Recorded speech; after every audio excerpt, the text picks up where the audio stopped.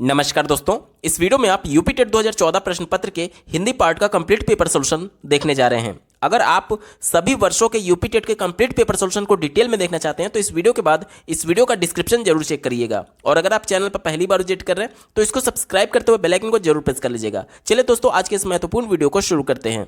पहला प्रश्न आप अपने स्क्रीन पर देख पा रहे होंगे, संकर शब्द किसे कहते हैं। तो देखिए, पहला विकल्प दिया गया ग्रामीण भाषा का शब्द। तो ऐसे शब्द जो स्थानीय भाषा से लिए गए रहे हैं उसे हम लोग देशज भाषा के नाम से जानते हैं। ठीक है, तो ये तो हमारा उत्तर होगा नहीं। दूसरा दिया गया संस्कृत भाषा का शब्द। तो संस्कृत से जो शब्द हूबहू हिंदी भाषा में आया हुआ है उसे हम लोग तत्सम शब्द बोलते हैं। क्या बोलते हैं? तत्सम शब्द। तो ये भी हमारा उत्तर नहीं होगा।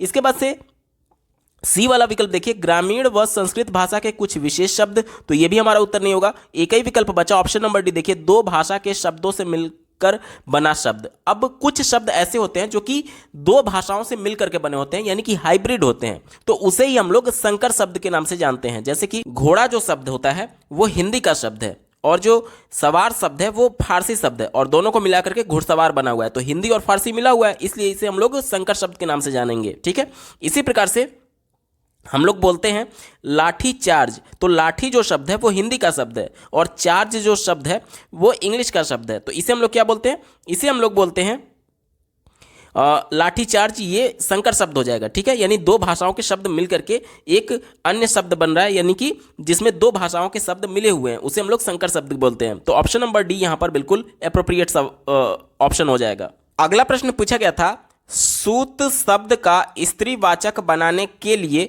किस प्रत्यय का प्रयोग होगा। तो सूत का मतलब होता है पुत्र या फिर बेटा। क्या होता है? पुत्र या फिर बेटा। अब इसका स्त्रीवाचक क्या हो जाएगा? पुत्र का स्त्रीवाचक क्या हो जाएगा? पुत्री होता है और पुत्री को हम लोग बोलते हैं सूता। क्या बोलते हैं? सूता बोलते हैं। देखिए यहां पर मैं लिख रहा हूं, क्या बोलते हैं? सूता। अब देखिए यहां पर सूत शब्द है और इसमें कौन सा प्रत्यय लगाएं कि सूता बन जाएगा। तो देखिए यहां पर त जो है उसके नीचे हलंत लगा हुआ है, ध्यान से देखिएगा, त के नीचे हलंत लगा हुआ है, यानी कि ये स्वर रहित है। स्वर रहित है तो अगर इसमें अ जोड़ेंगे तो केवल सूत बनेगा और आ जोड़ेंगे, आ की मात्रा जोड़ेंगे तो सूत, यहां तक जोड़ेंगे तो ये सूत हो गया और आ की मात्रा जोड़ करके ये क्या बन जाएगा? ये सूता बन जाएगा। क्या बन जाएगा? सूता। और सूता का मतलब होता है बेटी या फिर पुत्री। ठीक है, तो यही हमारा स्त्रीवाचक हो जाएगा। तो इसमें क्या जोड़ना पड़ेगा? इसमें आ प्रत्यय जोड़ना पड़ेगा। ठीक है, दिए गए विकल्प में देखिए ऑप्शन नंबर डी आ प्रत्यय इसका बिल्कुल एप्रोप्रिएट आंसर हो जाएगा। अगला प्रश्न पूछा गया था, नाक का बाल होना मुहावरे का अर्थ है। तो इसका अर्थ होता है अधिक प्रिय होना। नाक का बाल होना यानी कि बहुत अधिक प्रिय होना। ऑप्शन नंबर सी इसका बिल्कुल एप्रोप्रिएट आंसर हो जाएगा। अगला प्रश्न पूछा गया था, अश्व का पर्यायवाची शब्द निम्नलिखित में से कौन सा नहीं है। तो देखिए अश्व का मतलब होता है घोड़ा और इसका पर्यायवाची देखिए घोड़ा होता है, घोटक भी होता है भी होता है। ये सभी अश्व के पर्यायवाची हैं। तो ये तो हमारा उत्तर होगा नहीं, क्योंकि हमसे पूछा गया था कि कौन सा इसका पर्यायवाची नहीं है। तो ऑप्शन नंबर सी देखिए, कटक जो होता है वो घोड़ा का पर्यायवाची नहीं होता है, बल्कि कटक जो होता है वो सेना, फौज, इसका पर्यायवाची होता है। ठीक है, तो कटक यहां पर घोड़े का पर्यायवाची नहीं है, अश्व का पर्यायवाची नहीं है, इसलिए ऑप्शन नंबर सी इसका बिल्कुल एप्रोप्रिएट आंसर हो जाएगा। अगला प्रश्न पूछा गया था, जो एक स्थान पर टिक कर नहीं रहता वाक्य के लिए एक शब्द कौन सा है। तो देखिए जो एक स्थान पर टिक करके नहीं रहता उसे हम लोग क्या बोलेंगे? पहला विकल्प दिया गया है अस्थिर। तो अस्थिर उसको बोलते हैं जो कि एक स्थान पर स्थिर नहीं रहता। एक स्थान पर स्थिर नहीं रहने वाले को अस्थिर बोलते हैं। यहां पर हमसे स्थिर नहीं बल्कि टिक कर बोला गया था, तो ये हमारा उत्तर नहीं होगा। दूसरा दिया गया अडिग। तो जो अपनी बातों पर कायम रहता है या फिर टिका हुआ रहता है उसे हम लोग अडिग बोलते हैं। तो ये भी हमारा उत्तर नहीं होगा। गतिशील दिया गया, तो गतिशील किसको बोलते हैं? तो जो सदैव चलता रहे, जो हमेशा चलता रहे उसे हम लोग गतिशील बोलते हैं। तो ये भी उत्तर नहीं होगा। एक ही विकल्प बचा, ऑप्शन नंबर सी देखिए, यायावर। यायावर का मतलब क्या होता है कि जो एक स्थान पर टिक कर नहीं रहता उसे हम लोग यायावर बोलते हैं। ठीक है, ऑप्शन नंबर सी इसका बिल्कुल सटीक जवाब हो जाएगा। अगला प्रश्न पूछा गया था, बुंदेलो हर बोलो के मुंह हमने सुनी कहानी थी, खूब लड़ी मर्दानी वह तो झांसी वाली रानी थी। प्रस्तुत पंक्तियों के रचयिता कौन है? तो इसके रचयिता सुभद्रा कुमारी चौहान है। ऑप्शन नंबर बी इसका बिल्कुल एप्रोप्रिएट आंसर हो जाएगा। अगला प्रश्न पूछा गया था, समास का अर्थ होता है। तो जब भी आप समास पढ़ेंगे, किसी भी बुक को उठा करके देख लीजिए, किसी भी लेख में, तो पहले ही लाइन लिखा गया होता है कि समास का जो शाब्दिक अर्थ होता है वो संक्षेप करना होता है। क्या होता है? संक्षेप करना। ऑप्शन नंबर 1 इसका बिल्कुल सटीक उत्तर हो जाएगा। अगला प्रश्न पूछा गया था, भाषा के संबंध में उपचारात्मक शिक्षण का उद्देश्य है। देखिए, उपचारात्मक शिक्षण को हम लोग अंग्रेजी में रेमेडियल टीचिंग बोलते हैं, यानी रेमेडियल टीचिंग का उद्देश्य क्या होता है, ये हमसे पूछा जा रहा है। देखिए, रेमेडियल टीचिंग क्यों दिया जाता है, सबसे पहले इसको जानिए। जब बच्चे को कोई कॉन्सेप्ट बताया गया या फिर कोई चैप्टर बताया गया, अब उस चैप्टर में अगर कुछ बच्चे को दिक्कत आ रही है, तो उस दिक्कत को पहचानने के लिए सबसे पहले डायग्नोस्टिक टेस्ट करते हैं, जिसे निदानात्मक परीक्षण कहा जाता है। उस निदानात्मक परीक्षण के अंतर्गत बच्चों की समस्याएं पता चल गई कि बच्चों को यहां पर दिक्कत है। अब उन समस्याओं को दूर करने के लिए पुनः शिक्षण कार्य किया जाता है उस पर्टिकुलर पॉइंट पर जहां पर बच्चे को दिक्कत है, तो उसी को हम लोग बोलते हैं उपचारात्मक शिक्षण।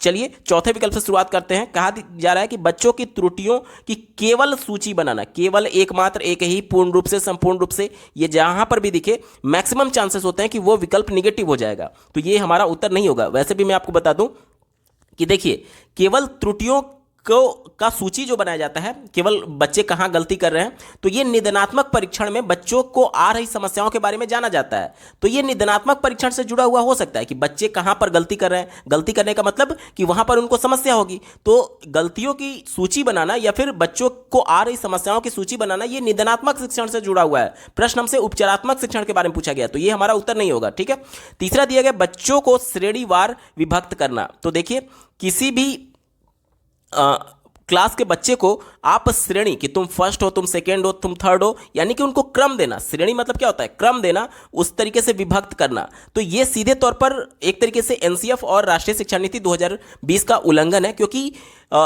समावेशी शिक्षा का कॉन्सेप्ट ये कहता है कि आपको बच्चे की योग्यता के आधार पर कभी भी विभक्त नहीं करना है, बंटवारा नहीं करना है। इसलिए यह विकल्प निगेटिव हो गया, हमारा उत्तर नहीं होगा। दूसरा देखिए, बच्चों को व्यस्त रखना, तो उपचारात्मक शिक्षण केवल व्यस्त रखने के लिए नहीं किया जाता है, निगेटिव हो गया। एक ही विकल्प बचा, ऑप्शन नंबर 1 देखिए, भाषा प्रयोग संबंधी कठिनाइयों की पहचान तथा उनका निदान। यहां पर यह सबसे ज्यादा एप्रोप्रिएट है। देखिए, समस्या क्या आ रही है, बच्चे को क्या कठिनाई आ रही है, उन कठिनाइयों, उन समस्याओं की पहचान करना और उसका निदान करना, यानी कि उस समस्या को दूर करने के लिए पुनः शिक्षण दिया जाता है। किसमें? उपचारात्मक शिक्षण में। तो ऑप्शन नंबर 1 इसका बिल्कुल एप्रोप्रिएट आंसर हो जाएगा। अगला प्रश्न पूछा गया था, प्रमुख भाषाई कौशल के अंतर्गत इनमें से कौन सा एक नहीं आता है। देखिए, भाषाई कौशल की बात की गई है, तो भाषा के कुल 4 कौशल होते हैं, सुनना, बोलना, पढ़ना और लिखना। क्या होता है? सुनना, बोलना, पढ़ना और लिखना।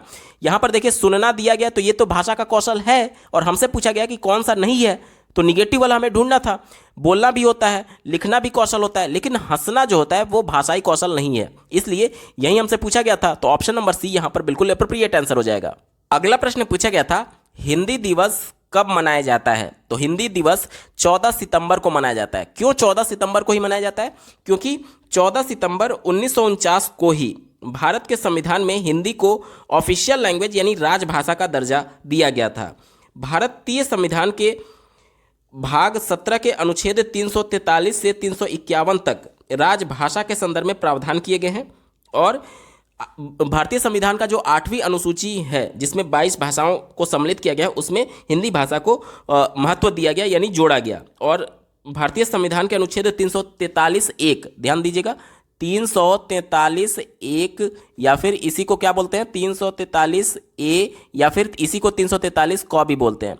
इसमें हिंदी भाषा को भारत की राजभाषा बनाए जाने के संदर्भ में प्रावधान किया गया है। ठीक है, तो हमारा उत्तर क्या हो जाएगा? 14 सितंबर को हिंदी दिवस मनाया जाता है। ऑप्शन नंबर 1 सटीक उत्तर हो जाएगा।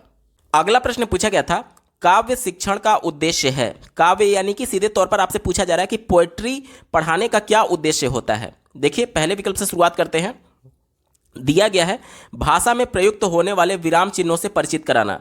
तो काव्य में क्या होता है कि बच्चे कविता को पढ़ने में बच्चों को मजा आता है। जैसे कि देखिए, उसमें लय छंद होता है, जैसे एक मोटा हाथी झूम के चला, मकड़ी की जाल में जाके वो फंसा। तो बच्चे जब इसको लय में गाते हैं तो उनको आनंद आता है, और काव्य शिक्षण का उद्देश्य ये होता है कि बच्चे को आनंद आए। ठीक है, तो यहां पर देखिए, और जो ग्रामर होता है, जैसे विराम चिन्ह की बात की जाए, तो ग्रामर जो होता है वो काव्य के माध्यम से नहीं पढ़ाया जाता, बल्कि कहानियों के माध्यम से पढ़ा जाता है, क्योंकि कहानियों में जो ग्रामेटिकल फॉर्म होता है उसका पालन किया जाता है, लेकिन काव्य में पालन नहीं किया जाता है। कहने का मतलब कि काव्य में अंत में तुकांत वाले शब्द जबरदस्ती भी जोड़े जाते हैं ताकि बच्चे को मजा आए पढ़ने में, और ये जरूरी नहीं है कि वो ग्रामेटिकल फॉर्म को फॉलो करे, लेकिन जो एक तरीके से गद्य होता है, कहानियां होती हैं, वो ग्रामेटिकल फॉर्म को फॉलो करती हैं। इसलिए जो भी विराम चिन्ह या फिर जो भी व्याकरण के टर्म आएंगे वो काव्य के माध्यम से नहीं पढ़ाए जा सकते। तो ये पहला वाला निगेटिव हो गया। दूसरा देखिए, व्याकरणिक नियमों की जानकारी देना, मैं पहले ही बता चुका हूं कि व्याकरण का नियम काव्य के माध्यम से नहीं बताया जा सकता बच्चे को। तीसरा देखिए, संगीत कला में निपुण बनाना, तो ये भी उत्तर नहीं है। एक ही विकल्प बचा, रसानुभूति। रसानुभूति यानी कि रस की अनुभूति एवं आनंदानुभूति। आनंदानुभूति यानी कि आनंद की अनुभूति। वहीं मैं आपको बता रहा था कि बच्चे जब लय में गाते हैं किसी कविता को, काव्य को, तो उनको मजा आता है, आनंद आता है, और इसी अनुभूति के लिए बच्चे को काव्य शिक्षण कराया जाता है। ठीक है, ऑप्शन नंबर डी इसका बिल्कुल एप्रोप्रिएट आंसर हो जाएगा। अगला प्रश्न पूछा गया था, निम्न में से किस वाक्य में विशेषण का प्रयोग हुआ है। देखिए यहां पर मिसप्रिंट है, यह विश्लेषण नहीं बल्कि विशेषण है। क्या है? विशेषण।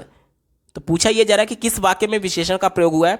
विशेषण क्या होते हैं? ऐसे शब्द जो संज्ञा या फिर सर्वनाम की विशेषता बताते हैं, उसे हम लोग विशेषण बोलते हैं। ठीक है, चलिए पहला दिया गया राम जाता है, तो यहां पर किसी की विशेषता नहीं बताई गई है, तो हमारा उत्तर नहीं होगा।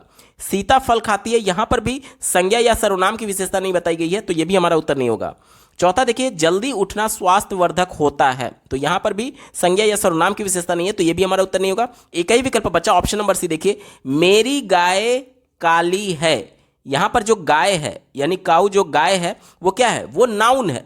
क्या है? नाउन है। अब इस नाउन की विशेषता कौन सा बता रहा है? काला बता रहा है कि मेरी गाय किस कलर की है? मेरी गाय काली कलर की है, यानी कि जो काला कलर है वो गाय की विशेषता बता रहा है, और गाय क्या था? नाउन था।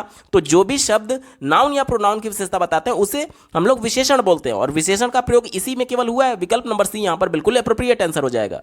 अगला प्रश्न पूछा गया था, नाटक शिक्षण में कक्षा अभिनय प्रणाली के प्रयोग से। कक्षा अभिनय प्रणाली यानी कि क्लास में जो एक तरीके से रोल प्ले किया जाता है, नाटक किया जाता है बच्चों के माध्यम से, उसके प्रयोग से क्या फायदा होता है, ये हमसे पूछा जा रहा है। पहला देखिए, शिक्षक एवं बच्चों का समय व्यर्थ होता है, तो ये तो बिल्कुल निगेटिव हो गया, हमारा उत्तर नहीं होगा।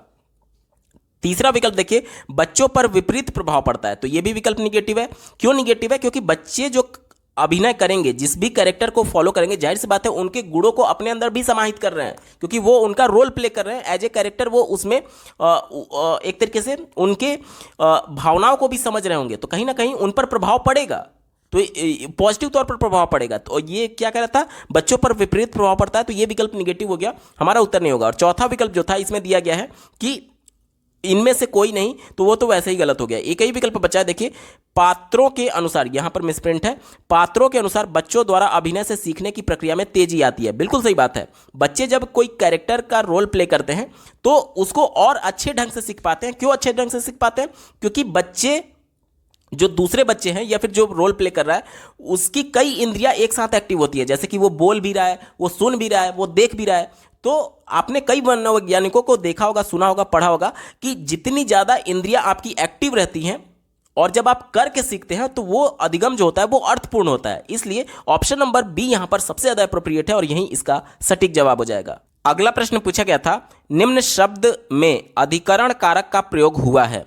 अधिकरण कारक का कारक चिन्ह क्या होता है? आप कहेंगे कि में और पर।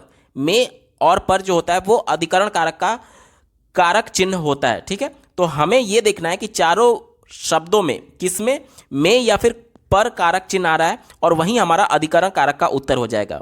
पहला विकल्प दिया गया है वाहनारूढ़। वाहनारूढ़ का मतलब क्या होता है? इसका मतलब होता है कि वाहन पर आरूढ़। वाहन पर आरूढ़ यानी कि वाहन पर सवार के सेंस में आप समझ सकते हैं। तो यहां पर कारक चिन्ह आ रहा है, और पर कारक चिन्ह में क्या होता है? अधिकरण कारक होता है, तो ये हमारा उत्तर हो जाएगा। बाकी के विकल्पों पर भी एक बार चर्चा कर लेते हैं। दूसरा दिया गया सत्ताधीश, तो इसका मतलब क्या हो जाएगा? सत्ता पर आधीश। सत्ता पर आधीश, तो इसमें भी तो पर आ रहा है, तो ये भी हमारा उत्तर हो जाएगा। इसके अलावा इसको हम लोग इस तरीके से भी देख सकते हैं कि जैसे बोले किसी राजा का सत्ता, यानी उसका सत्ता। अब का की के ये संबंध कारक में भी आता है, तो यहां पर अधिकरण कारक भी होगा। ध्यान से देखिएगा, इसमें क्या होगा? यहां पर अधिकरण भी होगा और संबंध भी होगा। ठीक है, जैसे किसी राजा का सत्ता, उसको भी तो सत्ताधीश बोलेंगे कि पर्टिकुलर वो राजा सत्ता पर आधीश है, यानी कि एक तरीके से कुर्सी पर बैठा हुआ है, राजा की कुर्सी पर बैठा हुआ है। ठीक है, तो यहां पर संबंध कारक भी होगा और अधिकरण कारक भी होगा, क्योंकि सत्ता पर आदेश भी होगा और उसका सत्ता, दोनों के सेंस में इसका अर्थ निकलता है, इसलिए अधिकरण कारक भी होगा और संबंध कारक भी होगा। इसके अलावा गंगा जल की हम लोग बात करें तो गंगा जल को हम लोग क्या बोल सकते हैं कि गंगा का जल, गंगा का जल। तो यहां पर का जो कारक चिन्ह आ रहा है वो संबंध कारक में होता है, तो ये तो बिल्कुल ही गलत है, हमारा उत्तर नहीं होगा। इसके बाद से रेखा चित्र की अगर हम लोग बात करें तो रेखा चित्र क्या होता है, रेखाओं द्वारा बना चित्र, रेखाओं के द्वारा बना चित्र। तो द्वारा जो होता है वो करण कारक में यूज किया जाता है, तो ये तो हमारा उत्तर नहीं होगा क्योंकि हमसे अधिकरण कारक पूछा गया था। अब ये देखिए, ये प्रश्न अपने आप में विवादित है। यहां पर अगर आयोग संबंध कारक मान करके चलेगा तब तो ये वाला गलत हो जाएगा, लेकिन ये भी तो है ना कि इसमें अधिकरण कारक होने की भी संभावना है। तो जानबूझ करके इस प्रकार के प्रश्न क्यों शामिल किए जाते हैं कि बार बार यूपी टेट की परीक्षा कोर्ट में चली जाती है। ठीक है, यहां पर अधिकरण कारक भी था और संबंध कारक भी था। अब जो आंसर की आयोग के द्वारा जारी किया गया उसमें उन्होंने वाहनारूढ़ को सही माना और जो सत्ताधीश था उसमें उन्होंने संबंध कारक को माना और अधिकरण कारक को उन्होंने अस्वीकार कर दिया। इसलिए इनका जो उत्तर था वो वाहनारूढ़ था। हालांकि सत्ताधीश में आपका अधिकरण कारक भी होगा और संबंध कारक भी होगा, लेकिन आयोग के आंसर की के हिसाब से आपका उत्तर हो जाएगा ऑप्शन नंबर 1 वाहनारूढ़। अगला प्रश्न पूछा गया था, किस रस को रसराज कहा जाता है? तो रसों का राजा किसे कहा जाता है? तो ये श्रृंगार रस को कहा जाता है। क्यों कहा जाता है? क्योंकि ये बहुत व्यापक रस है, इसलिए इसको श्रृंगार रस को रसराज यानी कि रसों का राजा कहा जाता है। ऑप्शन नंबर 1 सटीक उत्तर है। अगला प्रश्न पूछा गया था, घनानंद को किस युग का कवि माना जाता है? तो इन्हें रीतिकाल का कवि माना जाता है। ऑप्शन नंबर सी सटीक उत्तर हो जाएगा। इनका जन्म 1689 ईस्वी में हुआ था और ये बुलंदशहर के रहने वाले थे। 1689 से 1739 ईस्वी तक ये जीवित रहे। अगला प्रश्न पूछा गया था, निम्नलिखित में से शुद्ध वर्तनी वाला शब्द है? तो यहां पर देखिए आशीर्वाद दिया गया, आशीर्वाद, तो आशीर र पूरा नहीं होता है तो ये गलत हो गया। आशीर्वाद यहां पर छोटी की मात्रा दी गई है तो ये गलत हो गया। यहां पर देखिए ये दोनों एक ही दिया गया है, तो ऑप्शन नंबर सी आशीर्वाद यहां पर बिल्कुल सही जवाब हो जाएगा। यहां पर कुछ मिसप्रिंट है, ये कुछ अलग होगा। ठीक है, आशीर्वाद हम लोग इस प्रकार से लिखते हैं, अगर ये यहीं विकल्प में दिया गया होगा तो ये दोनों सही है क्योंकि आशीर्वाद इसी तरीके से लिखा जाता है। ठीक है, हालांकि यहां पर कुछ मिसप्रिंट होगा। ऑप्शन नंबर सी आशीर्वाद सटीक उत्तर हो जाएगा। अगला प्रश्न पूछा गया था, को से किस कारक चिन्ह का बोध होता है? तो आप बचपन से पढ़ते आ रहे हैं, कर्ता ने कर्म को कारक चिन्ह किस में आता है? कर्म कारक में आता है। ऑप्शन नंबर 1 इसका बिल्कुल एप्रोप्रिएट आंसर हो जाएगा। अगला प्रश्न पूछा गया था, सच्चिदानंद हीरानंद वात्सल्य का उपनाम है? सच्चिदानंद हीरानंद वात्सल्य का उपनाम क्या है? तो इनका उपनाम में अज्ञेय है। ऑप्शन नंबर सी इसका बिल्कुल सटीक जवाब हो जाएगा। ठीक है, बाकी के जो विकल्प दिए गए हैं, अगर हम लोग बात करें विकल्प नंबर 1 हरिऔंद की, तो हरिऔंद अयोध्या सिंह उपाध्याय का उपनाम होता है। इसके बाद से बात करें निराला की, तो ये सूर्यकांत त्रिपाठी का उपनाम है। और इसके बाद अगर गुलेरी की बात करें तो गुलेरी चंद्रधर शर्मा का उपनाम है। चंद्रधर शर्मा का गुलेरी उपनाम है। प्रश्न में हमसे सच्चिदानंद हीरानंद वात्सल्य के बारे में पूछा गया था, तो इनका उपनाम अज्ञेय है। ऑप्शन नंबर सी सटीक उत्तर हो जाएगा। अगला प्रश्न पूछा गया था, बिहारी के क्या प्रसिद्ध हैं? तो बिहारी के दोहा प्रसिद्ध हैं। क्या प्रसिद्ध हैं? दोहा प्रसिद्ध हैं।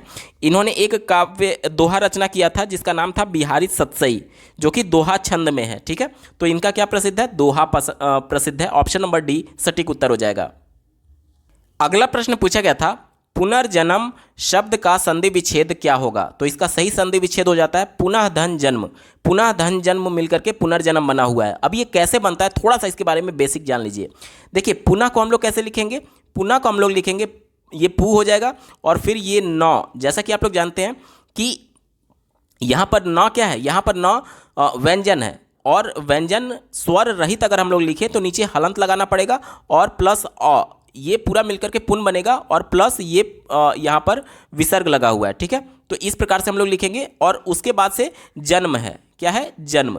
ध्यान दीजिए, विसर्ग संधि का ये नियम ये कहता है कि जब भी विसर्ग से पहले अ वर्ण आए और उसके बाद किसी भी वर्ग का, जैसे कि क वर्ग, च वर्ग, ट वर्ग, त वर्ग, प वर्ग, इनमें से किसी भी वर्ग का तीसरा, चौथा और पांचवा वर्ण है। जैसे देखिए ज आया हुआ है, तो ज किस वर्ग का है? आप कहेंगे कि च वर्ग का है। च वर्ग का कौन सा वर्ण है? तीसरा वर्ण है। जैसे मैं यहां पर लिख रहा हूं, देखिए च, छ, ज, तो ये ज किस कौन सा है, च वर्ग का तीसरा वर्ण आया हुआ है। तो वहीं मैं आपसे बोल रहा हूं कि किसी भी वर्ग का क च ट त प का किसी भी वर्ग का तीसरा चौथा पांचवें में से कोई भी एक वर्ण आए तो क्या हो जाता है, ये विसर्ग का लोप हो जाता है और ये अ का लोप हो जाता है, और ये विसर्ग और अ जो है ये लोप होकर के ओ में परिवर्तित हो जाते हैं, ओ में परिवर्तित हो जाते हैं। अब देखिएगा ध्यान से कैसे हुआ है। अब आप कहेंगे कि यहां पर देखिए पुन ये जो पहले से था और यहां पर ये देखिए ये स्वर रहित था और ओ जो होता है वो स्वर होता है, तो जब इसमें मिलेगा तो ये जो नीचे हलंत लगा है वो हट जाएगा और इस पर ओ की मात्रा चल जाएगी, और ये जन्म ये पहले से था तो पुनः जन्म होना चाहिए था कायदे से, नियम के हिसाब से। आपकी बात बिल्कुल सही है, लेकिन ये जो होता है ये अपवाद होता है और ये ओ में कन्वर्ट ना होकर के, ये ओ में कन्वर्ट ना होकर के र में कन्वर्ट होता है। र में कन्वर्ट होगा तो कैसे हो जाएगा, देखिएगा ध्यान से। अब देखिए ये पुन पहले से था और प्लस ये र आधा, ये मतलब कि स्वर रहित है और उसके बाद से जन्म हो जाएगा। तो जब ये र आधा होता है स्वर रहित तो ये क्या होता है कि ये खत्म हो जाता है और ये ज पर ऐसे वाला र चढ़ जाता है, और अब क्या हो जाएगा, अब ये हो जाएगा पुनर्जन्म, इस प्रकार से। ठीक है, इस प्रकार से कन्वर्ट हो जाता है। ये तो अपवाद था इसलिए रॉ में कन्वर्ट हो रहा है। मैं आपको इसका सटीक उदाहरण बताता हूं, जैसे कि अगर मैं बोलूं तपोबल, तपोबल का जब हम लोग संधि विच्छेद करेंगे तो क्या हो जाएगा, तपह धन बल हो जाएगा। तपह धन बल, देखिए मैंने क्या बोला कि देखिए ये त और ये प कैसे बनेगा, प प्लस अ मिल करके प्लस यहाँ पर विसर्ग आ गया और उसके बाद से ब और ये ल।